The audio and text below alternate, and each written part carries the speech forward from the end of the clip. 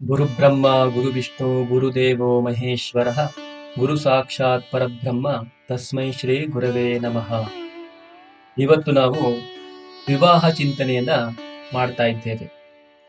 ಇವತ್ತಿನ ಕಾಲಘಟ್ಟದಲ್ಲಿ ವಿವಾಹ ಅನ್ನುವಂಥದ್ದು ಸ್ವಲ್ಪ ಕಷ್ಟಕರವಾದಂಥದ್ದೇ ಅಂತ ಹೇಳುವಂಥದ್ದು. ಯಾಕೆಂದ್ರೆ ಈಗಿನ ಕಾಲದಲ್ಲಿ ಎಷ್ಟೋ ಜನರಿಗೆ ವಿವಾಹ ಆಗದೇ ಇರುವಂಥದ್ದನ್ನ ನಾವು ನೋಡ್ತಾ ಇದ್ದೇವೆ. ಎಲ್ಲರಿಗೂ ಅವರವರದೇ ಆದಂತಹ ರಿಕ್ವೈರ್ಮೆಂಟ್ಗಳಿರ್ತವೆ. ಆ ಕಾರಣದಿಂದಾಗಿ ವಿವಾಹ ವಿಳಂಬ ಆಗುವಂಥದ್ದು ಅಥವಾ ಪೋಸ್ಟ್ಪೋನ್ ಆಗುವಂಥದ್ದು, ಈ ತರದ್ದೆಲ್ಲ ಘಟನೆಗಳು ಆಗ್ತಾ ಇರುವಂಥದ್ದು ಇವತ್ತಿನ ದಿನಗಳಲ್ಲಿ ನಾವು ಕಾಣಿಸ್ತಾ ಇದ್ದೇವೆ.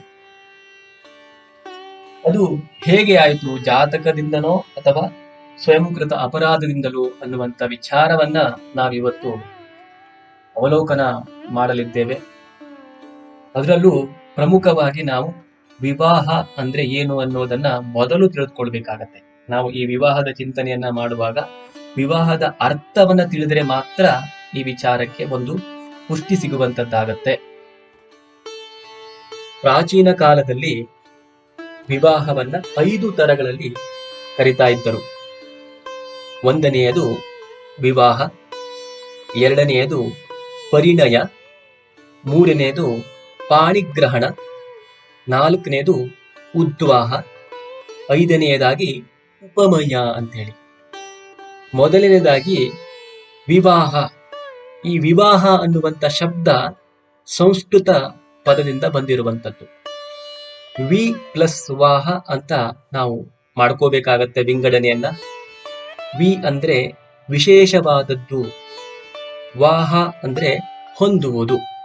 ವಿಶೇಷವಾದದ್ದನ್ನ ಹೊಂದುವುದನ್ನೇ ವಿವಾಹ ಅಂತ ಕರಿತೇವೆ. ಇದರ ಒಳಹರ್ಥ ಏನು ಅಂತ ಕೇಳಿದ್ರೆ, ಬ್ರಹ್ಮಚರ್ಯವನ್ನ ಬಿಟ್ಟು ಗೃಹಸ್ಥಾಶ್ರಮಕ್ಕೆ ಹೋಗುವಾಗ ಧರ್ಮಾಚರಣೆಗೆ ಬೇಕಾಗುವ ಅಧಿಕಾರವನ್ನ ಪಡೆಯುವಂಥದ್ದು ಅಂತ ಹೇಳಿ. ಅಂದ್ರೆ ವಿವಾಹವನ್ನ ಮಾಡೋ ಉದ್ದೇಶ ಏನು ಅಂತ ಕೇಳಿದ್ರೆ, ಬ್ರಹ್ಮಚರ್ಯದಲ್ಲವನ್ನ ಬಿಟ್ಟು ಗೃಹಸ್ಥಾಶ್ರಮಕ್ಕೆ ಹೋಗಿ ಧರ್ಮಾಚರಣೆಗೆ ಬೇಕಾಗುವಂತಹ ಅಧಿಕಾರವನ್ನ ಪಡೆಯುವಂಥದ್ದು. ಅದಕ್ಕಾಗಿ ಕೆಲವೊಂದಷ್ಟು ಧರ್ಮಾಚರಣೆಗಳಿಗೆ ಮದುವೆ ಆಗಿಲ್ಲ ಅಂದ್ರೆ ಈ ಬ್ರಹ್ಮಚರ್ಯ ಹೊಂದಿದಂಥವರನ್ನ ಪೂರಿಸುವುದಿಲ್ಲ, ಅವರಿಗೆ ಆ ಅಧಿಕಾರ ಇರುವುದಿಲ್ಲ. ಹಾಗಾಗಿ ಈ ಧರ್ಮಾಚರಣೆಗೆ ಬೇಕಾಗುವಂತ ಅಧಿಕಾರ ಪಡಿಬೇಕು ಅಂದ್ರೆ ವಿವಾಹ ಆಗಬೇಕು ಅನ್ನುವಂಥದ್ದು ಶಾಸ್ತ್ರ ಮತದಲ್ಲಿದೆ. ಎರಡನೆಯದು ಪರಿಣಯ ಅಂದ್ರೆ ಸುತ್ತುವುದು ಅಂತ ಅರ್ಥ. ಅಂದ್ರೆ ನಾವು ಮದುವೆಯ ಸಂದರ್ಭದಲ್ಲಿ ಒಂದು ಹೋಮಕುಂಡವನ್ನ ಹಾಕಿ ಅದರ ಸುತ್ತಲೂ ಗಂಡ ಮತ್ತು ಹೆಂಡತಿಯಾಗುವವರನ್ನ ಸುತ್ತಲಿಕ್ಕೆ ಹೇಳ್ತೇವೆ. ಇದನ್ನೇ ಸುತ್ತುವುದು ಅಂದ್ರೆ ಅರ್ಥ ಏನು? ಜೀವನ ಪರ್ಯಂತ, ಜೀವನದ ಕೊನೆಯವರೆಗೂ ಒಬ್ಬರನ್ನು ಅರ್ಥೈಸಿಕೊಂಡು ಮುಂದೆ ಸಾಗುವಂಥದ್ದು, ಅದನ್ನೇ ಸುತ್ತುವುದು ಅಂತ ಕರಿತೇವೆ, ಪರಿಣಯ ಅಂತ ಕರೆಯುವಂಥದ್ದು. ಮೂರನೆಯದಾಗಿ ಪಾಣಿಗ್ರಹಣ. ಈ ಪ್ರದಕ್ಷಿಣೆ ಮಾಡುವಾಗ ಹೆಂಡತಿಯನ್ನ ಗಟ್ಟಿಯಾಗಿ ಕೈಯನ್ನ ಹಿಡ್ಕೊಳ್ಬೇಕು ಅಂತೇಳಿ, ಹೆಂಡತಿಯ ಕೈಯನ್ನ ಗಟ್ಟಿಯಾಗಿ ಹಿಡಿದುಕೊಳ್ಬೇಕು ಅಂತ ಹೇಳುತ್ತೆ ಶಾಸ್ತ್ರ. ಅದನ್ನೇ ಪಾಣಿಗ್ರಹಣ ಅಂತ ಕರಿತೇವೆ. ಯಾಕೆ ಹೆಂಡತಿಯ ಕೈಯನ್ನ ಗಟ್ಟಿಯಾಗಿ ಹಿಡ್ಕೋಬೇಕು ಅಂತಂದ್ರೆ, ಈ ಹುಟ್ಟುವಂತ ಮಗು ಪುರುಷನಾಗ್ತಾನೆ ಅಂತ ಹೇಳಿ ಶಾಸ್ತ್ರದಲ್ಲಿದೆ. ನೀವು ಸಡಿಲ ಮಾಡಿ ಹಿಡ್ಕೊಂಡ್ರೆ ಹುಟ್ಟುವಂತ ಮಗು ಹೆಣ್ಣಾಗುವಂಥದ್ದು ಅಂತ. ಹಾಗಾಗಿ ಜನಕ ಮಹಾರಾಜರು ಕೂಡ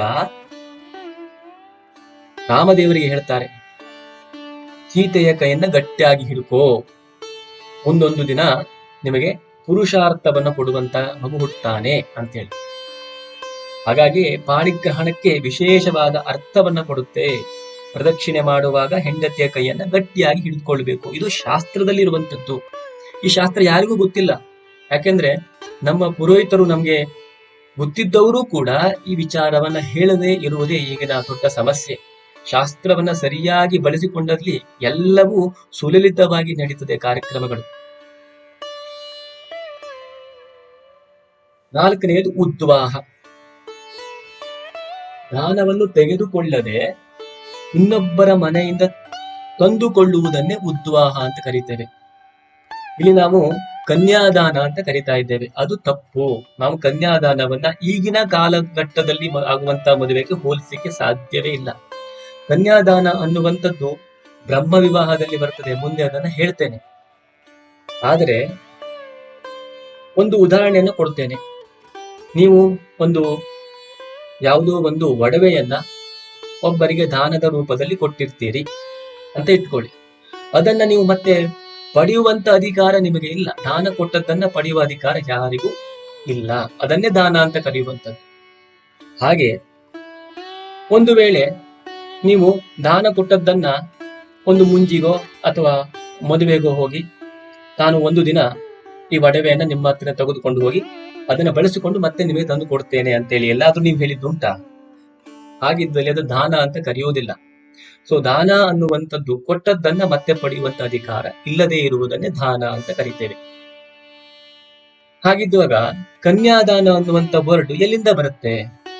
ಒಂದು ಕನ್ಯೆಯನ್ನ ಮತ್ತೊಬ್ಬರ ಮನೆಗೆ ದಾನವಾಗಿ ಕೊಟ್ಟದ ಮೇಲೆ ಅದನ್ನ ವಾಪಸ್ ಮನೆಗೆ ಕರೆಯುವಂತ ಅಧಿಕಾರ ನಮಗೆ ಇಲ್ಲ. ಹಾಗಾಗಿ ಇದನ್ನ ಕನ್ಯಾದಾನ ಅನ್ನುವಂತಹ ಶಬ್ದವನ್ನ ಯೂಸ್ ಮಾಡುವುದು ಸರಿಯಾದ ಸೂಕ್ತ ಅಲ್ಲ ಅನ್ನುವಂಥದ್ದು ಶಾಸ್ತ್ರಕಾರರ ಮತ. ಆದರೆ ಈಗಿನ ಕಾಲದಲ್ಲಿ ಎಲ್ಲವೂ ಕಾಮನ್ ಆಗಿಬಿಟ್ಟಿದೆ. ಕನ್ಯಾದಾನ ಮಾಡ್ತಾ ಇದ್ದೇವೆ ನಾವು ಅನ್ನುವಂತ ಶಬ್ದವನ್ನ ಯೂಸ್ ಮಾಡ್ತಾ ಇದ್ದೇವೆ, ಪದವನ್ನ ಯೂಸ್ ಮಾಡ್ತಾ ಇದ್ದೇವೆ. ಐದನೆಯದಾಗಿ ಉಪಮೇಯ ಅಂದ್ರೆ ಒಬ್ಬರ ಮನಸ್ಸನ್ನ ಒಬ್ಬರು ಅರ್ಥ ಮಾಡಿಕೊಳ್ಳುವುದು ಮತ್ತು ಧರ್ಮಾಚರಣೆಗೆ ಮಾಡಲಿಕ್ಕೆ ಬೇಕಾದ ಬೀಜ ಬಿತ್ತುವ ಪ್ರಯತ್ನವನ್ನೇ ಉಪಮೇಯ ಅಂತ ಕರಿತೇವೆ. ಧರ್ಮಾಚರಣೆಗಾಗಿ ದಾಂಪತ್ಯ ಜೀವನ ನಡೆಸುವುದನ್ನೇ ಉಪಮೇಯ ಅಂತ ಕರೆಯುವಂಥದ್ದು ಅಂತ ಶಾಸ್ತ್ರ ಹೇಳುತ್ತೆ. ಆದ್ರೆ ಇವತ್ತಿನ ದಿನ ಹೇಗಿದೆ ಅಂತ ಕೇಳಿದ್ರೆ, ಈಗಿನ ಕಾಲಘಟ್ಟದಲ್ಲಿ ಮದುವೆ ಆದ ತಕ್ಷಣ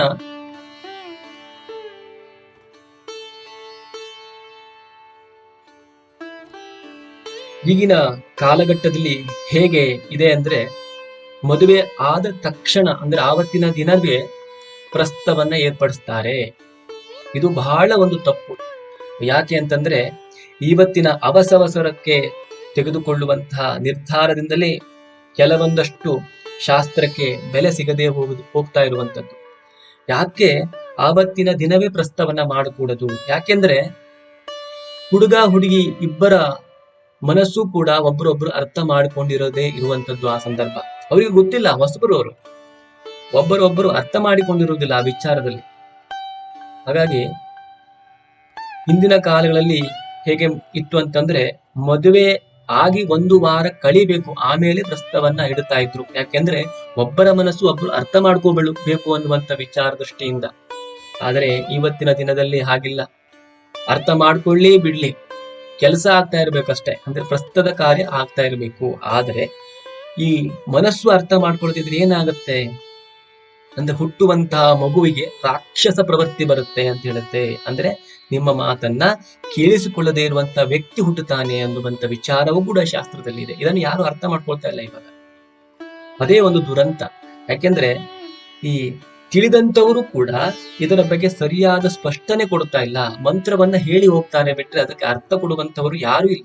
ಇದ್ದವರು ಕೂಡ ಹೇಳ್ತಾ ಇಲ್ಲ. ಅವರಿಗೆ ಆದಂತಹ ಸಂಭಾವನೆ ಆವತ್ತಿನ ದಿನ ಬಂದ್ರೆ ಆಯ್ತು ಅಷ್ಟೇ. ಸೊ ನಾವು ಶಾಸ್ತ್ರವನ್ನ ಸರಿಯಾಗಿ ಕಲ್ತ್ಕೊಳ್ಳಿಕ್ಕೆ ಆಗ್ಲಿಲ್ಲ ಅಂತಂದ್ರೂ ಕೂಡ ಅದನ್ನ ತಿಳಿಯುವ ಪ್ರಯತ್ನ ಕೂಡ ಮಾಡ್ತಾ ಇಲ್ಲ.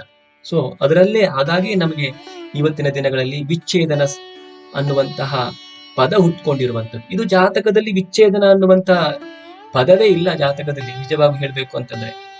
ಈಗಿನ ಕಾಲಘಟ್ಟದಲ್ಲಿ ಅದು ವಿಚ್ಛೇದನ ಅನ್ನುವಂಥದ್ದು ಜಾತಕದಲ್ಲಿ ನಾವು ಮಾಡಿಕೊಂಡಿರುವಂಥದ್ದು ಅಷ್ಟೇ. ಸ್ವಯಂಕೃತ ಅಪರಾಧದಿಂದಾಗಿ ಈ ವಿಚ್ಛೇದನಗಳು ನಡೀತಾ ಇದೆ ಅಂತ ಹೇಳಿದ್ರು ಈ ತಪ್ಪಾಗಲಾರದು.